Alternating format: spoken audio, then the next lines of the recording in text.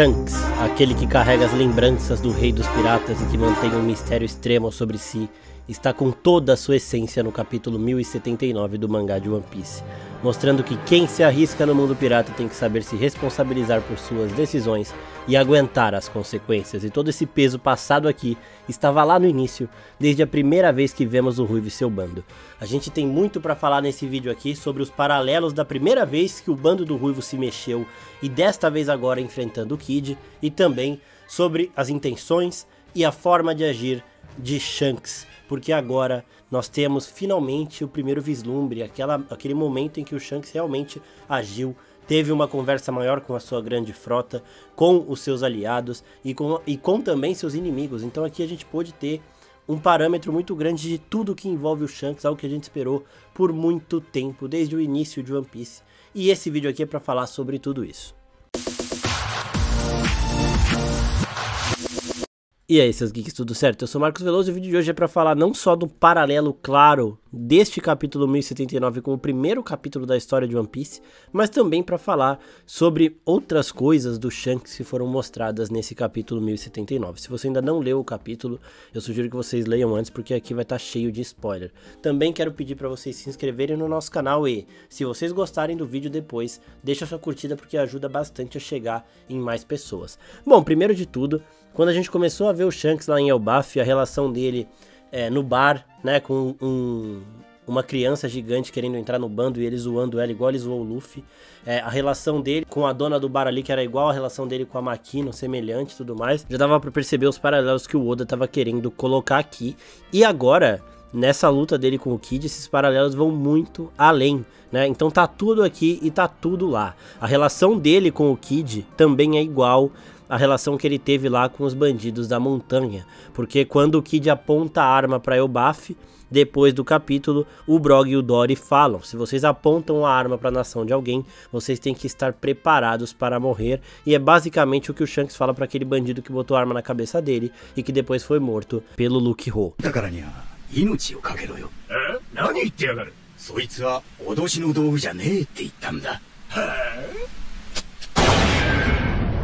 Então, esses paralelos vão acontecendo, o fato do Shanks mostrar o mundo pirata como a verdadeira faceta deste mundo pro Kid, tá tudo ali. O fato do Shanks ir aguentando as coisas, né, ele vai aguentando as transgressões do Kid todo momento, só que no momento em que alguém que ele ama é colocado em perigo, ele age sem dó. Foi assim lá e é assim agora também. E uma coisa bem interessante que a gente pode perceber, vocês podem perceber que eu tô um pouquinho anasalado, que eu tô um pouquinho mal, mas esse tema aqui tem que ser falado agora, porque o Shanks agiu, o Shanks se moveu e a gente tem que falar dele. E vocês podem perceber que enquanto o Shanks ia ao encontro do Kid, a gente pôde perceber muitas coisas. Primeiro, ele tinha dado a escolha pro Kid, né, de entregar as coisas ou lutar. Ele ia testar o poder do Kid naquele momento se o Kid decidisse lutar, né? Então ele até pergunta pro Yasop se eles estão em condições de lutar depois de um ano. Então ele fala pro Yasop: os caras estão recuperados? Porque eu não vou enfrentar ninguém machucado. Basicamente era isso que ele queria dizer. E o Yasop fala que sim. Então ele continua andando. E o pessoal quer se meter e ele fala que não, deixa que eu cuido disso. O Luke Ho, que é o mesmo que intercede ali, interfere no momento que alguém aponta uma arma pra cabeça do Shanks, é ele que quer cuidar da situação aqui também. E o Shanks não deixa. Então aqui o Shanks estava caminhando tranquilo. Ele até fala pros caras: ó, não duvidem do crescimento de um jovem que agora custa 3 bilhões de recompensa, né? Então o Shanks tá ali, sem menosprezar o Kid, sabendo do perigo do Kid e tomando conta da sua tripulação e também respeitando seu adversário. Ele estava caminhando sim para um teste, ele não ia chegar arrebentando o Kid de primeira. Porém, no momento em que ele vê que os seus amigos morreriam ali, aí o Shanks muda a sua forma de agir e aí ele acaba com tudo de uma vez só. Uma outra coisa bem interessante que a gente tem aqui é que a gente vê que a grande frota do Shanks ela é fraca. O Killer fica falando: não, tem alguns rostos conhecidos aqui e tudo mais, mas em sua grande maioria, basicamente ali, a frota é fraca. E o Kid até olha e fala: mano, isso aqui é sacanagem, esses caras são do Ruivo mesmo? E são, por quê? Porque o Shanks, ele se garante e o bando dele se garante. Então o Beckman se garante muito, o Luke Ho se garante muito e todo mundo ali vai se garantir, esse bando principal. Então a grande frota do Shanks, dos piratas ruivos, ela não precisa ser forte. Ele tem do lado dele sim muitos aliados fortes, como os gigantes de Elbaf, né?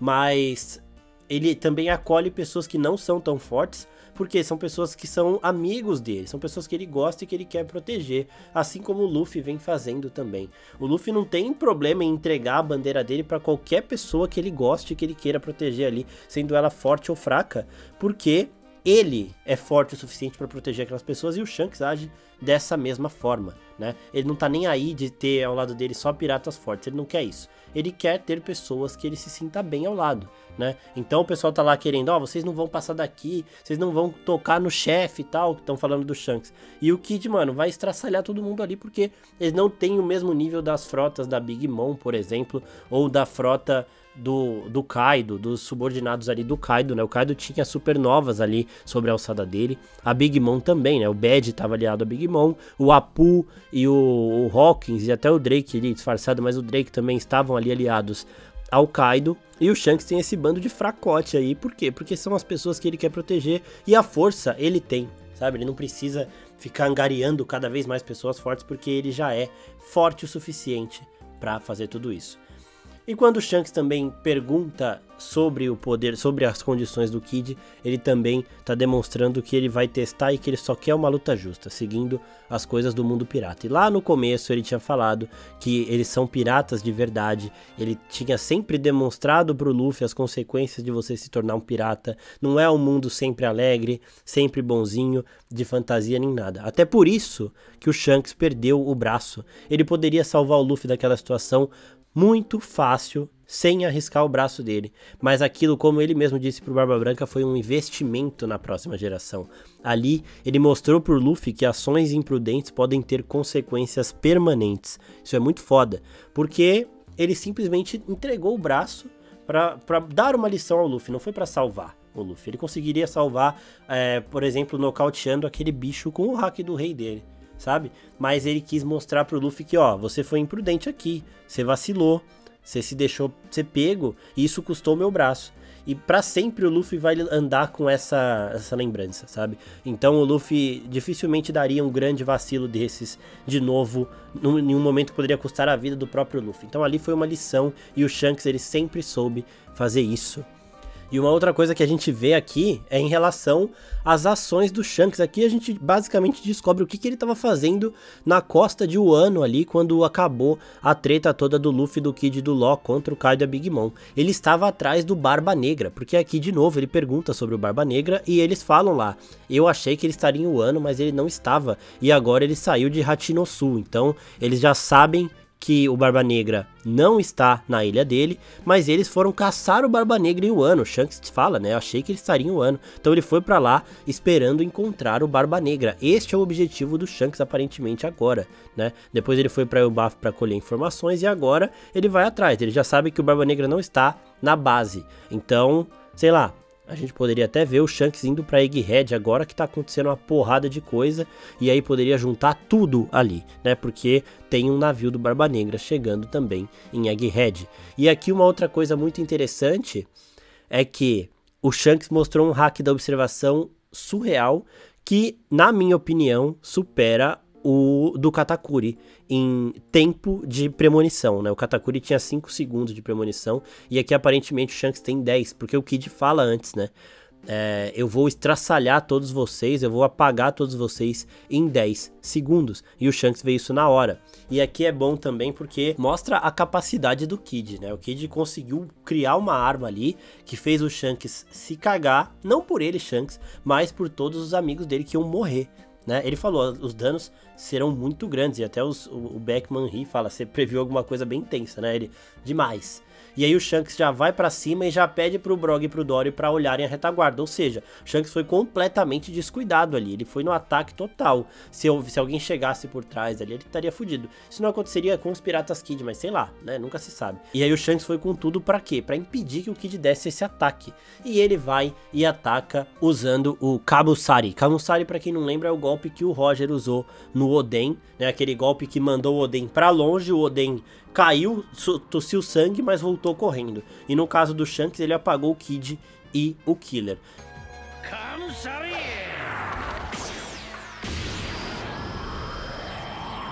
Quer dizer que o Shanks é mais forte que o Roger? Não necessariamente, mas quer dizer que o Oden é muito mais resistente que os dois, Kid e Killer. E isso já dava pra saber que o Oden era um monstro, e nesse vídeo aqui dos 7 espadachins mais fortes eu falo um pouquinho disso também. E uma outra coisa legal aqui é mostrar que o Shanks ele realmente carrega esse legado do Roger. Eles têm diversos paralelos. Eu já tinha feito um vídeo falando do lado cruel dos piratas Ruivo, que seria também um paralelo ao lado cruel dos piratas Roger, que tá aqui em cima, e que também fala muito dessa relação que ele teria com o Kid, de que ele agiria para matar, que ele seria cruel com o Kid, só se o Kid colocasse os amigos dele em risco, e foi isso que aconteceu, né? Então a gente acertou em partes ali toda aquela teoria que a gente fez lá. Depois assistam, porque é bem legal, é um paralelo muito mais com o Roger do que com o primeiro movimento do Shanks no mangá de One Piece, né? Depois assistam lá também, que tá bem divertido. E aí a gente vê o Kid apagando, e depois o Brog e o Dory eles arrebentam com o navio do Kid, que era um navio que tem um apego muito emocional ali pra ele, e no final do capítulo, sempre com aquelas narrações absurdas,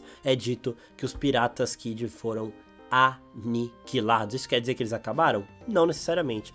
Todos eles foram derrotados e caíram no mar depois do navio ser completamente destruído, mas eu não acho que eles vão morrer ali. Eu acho até que o Shanks mesmo e a sua tripulação vão salvar o Kid, e pode ser que o Kid se torne um subordinado do Shanks. Eu não duvidaria nada disso acontecer, porque o Shanks foi o tempo todo falando para não subestimarem o Kid, elogiando os feitos do garoto, falando que a gente tinha que reconhecer sim os méritos da recompensa dele, e ele reconhece também o perigo do Kid quando ele ataca com tudo, com aquele Kamusari sensacional naquele painel maravilhoso. Então eu acho que sim, o Shanks fez aquilo não porque ele queria matar o Kid, até porque se ele quisesse matar o Kid, ele teria matado, né? Eu acredito que aquele Kamusari dele, se ele quisesse partir o Kid ao meio, ele conseguiria, mas tem muito aquela parada também do espadachim, da espada só cortar o que ele quer que a espada corte, né? É uma coisa que a gente vê muito com o Zoro. Eu acho que se o Shanks quisesse partir ali no meio o Kid, ele teria partido, matava o Kid e pronto, acabou. Mas não, ele queria apagar o Kid para impedir que os seus companheiros se machucassem.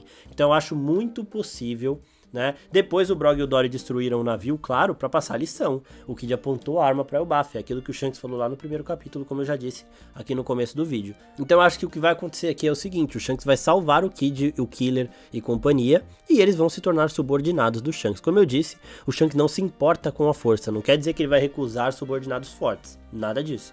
Mas ele não faz questão que sejam fortes, sabe? Se a pessoa entrou no caminho dele e ele de alguma forma simpatizou com essa pessoa, ele vai trazer para o seu lado. Então eu acho que o Kid não vai morrer, nem o seu bando, e eles vão se tornar subordinados do Shanks, e essa vai ser a parada do Kid até o final da história. A gente já sabia que a história ia passar a focar mais nos imperadores, agora que o Luffy é um imperador, então o Law e o Kid tinham a tendência de ficarem ali em segundo plano. Não seriam descartados porque são personagens interessantes, mas ficarem em segundo plano, e o Kid eu acho que vai ser isso. Ele vai se tornar um subordinado dos piratas do Ruivo, ele e o seu bando. Assim como o Hawkins e os piratas do Hawkins se tornaram subordinados do Kaido, o Bad e os piratas dele lá se tornaram subordinados da Big Mom. O próprio Jinbe e os Piratas do Sol eram subordinados da Big Mom também. Então eu acho que aqui vai acontecer com o Kid, e ele será um subordinado do Shanks depois do Shanks salvá-lo, né? Aí ele vai sim ser grato e tudo mais, se tornar um subordinado. Em relação ao Law, não dá pra saber ainda, não dá pra saber o que aconteceu entre ele e o Barba Negra. Dá pra saber que a luta dos dois foi bem mais equilibrada, até porque o Barba Negra não tem o mesmo poder do Shanks. Eu inclusive tô muito curioso ainda pra saber como que o Barba Negra conseguiu fazer aquela lesão ali no Shanks. O Shanks até fala que ele não subestimou o Barba Negra, não baixou a guarda nem nada. Então isso vai ser uma coisa muito interessante. Mas a briga do Law e do Barba Negra ainda não foi mostrada. O Garp tava indo pra lá, deve acontecer muita coisa. Eu não acho que o Law também morreria, mas vai ter treta ali. A gente tem até uma teoria pra falar do que o Barba Negra quer, porque ele sequestrou o Kobe, pode ser pra atrair o Garp, e isso daí teria tudo uma relação de várias coisas. Então é um vídeo bem legal também, já se inscreve no canal pra receber a notificação de quando chegar. E a gente vê que tem um barquinho do Barba Negra indo para Egghead, né? E a gente não sabe quem tá ali, o Barba Negra não é, e aquela galera que tá lutando contra a tripulação do Law também não é. Então eu acho que pode ser o Shiryu e o Lafite, que na minha opinião serão os adversários finais do Zoro e do Sanji. Então já é bem legal a gente imaginar o que eles estão querendo fazer lá também, porque já tá uma puta de uma zona ali em Egghead. Sobre o Shanks é isso, ele sabe ser cruel, mas ele sabe mostrar, ele sempre faz questão de mostrar o que é o mundo pirata, né? Desde o primeiro capítulo do mangá de One Piece a gente vê isso escancarado ali pra gente. E agora foi só um espelho em maior escala do que aconteceu lá. Mas valeu muito a pena, porque teve o Shanks em ação, mostrando um hack do rei absurdo, um hack da observação absurdo. O hack que ele ainda não demonstrou é o do armamento, mas também deve ser absurdo. Ele é sim o cara mais apelão do universo de One Piece neste momento. Ele é o homem a ser batido, e quem deve bater ele deve ser o Barba Negra para se consolidar como o maior vilão da história de One Piece. Isso deve acontecer para daqui uns 2 anos ainda para frente, mas Oda avisou que estava na reta final. Essa reta final pode durar alguns anos, mas é a reta final, as coisas estão começando a acontecer. E essa reta final de 2, 3, 5 anos, aí se o Oda quiser, por favor queira, promete demais. Vimos finalmente o Ruivo em ação e agora dá pra saber muito mais coisas sobre ele. Se você gostou desse vídeo, comenta aqui embaixo, já se inscreve e depois dá uma olhadinha na playlist de One Piece, porque tem bastante coisa e vai começar a ter cada vez mais. É isso, pessoal, muito obrigado, desculpa pela voz rouca e tudo mais, e até a próxima. Tchau, tchau.